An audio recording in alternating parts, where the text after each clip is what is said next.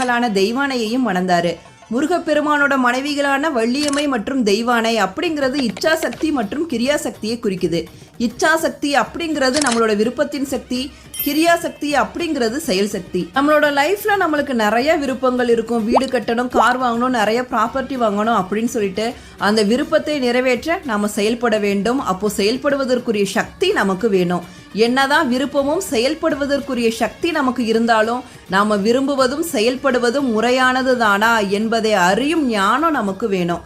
ஒருவருக்கு 20,000 தான் சேலரி வருது, பட் அவருக்கு 2 கோடி மதிப்புள்ள ப்ராப்பர்ட்டி வாங்கணும் அப்படின்னு விருப்பம் இருந்துச்சுன்னா அதற்கு செயல்பட ஆரம்பிச்சாருன்னா தவறான வழியில தான் போய் நிற்பாரு. நம்மளோட விருப்பம், அதை சார்ந்த செயல், அது சரியானது தானா அப்படிங்கிறத தேர்ந்து தெளியும் ஞானம், இது மூன்றையும் அருளக்கூடிய தெய்வ மூர்த்தங்கள் தான் முருகப்பெருமானும் அவர்தம் தேவியரான வள்ளியும் தெய்வானையும். வள்ளியம்மை நம்மளோட விருப்பத்தின் குறியீடு, தெய்வானை நம்மளோட செயலின் குறியீடு.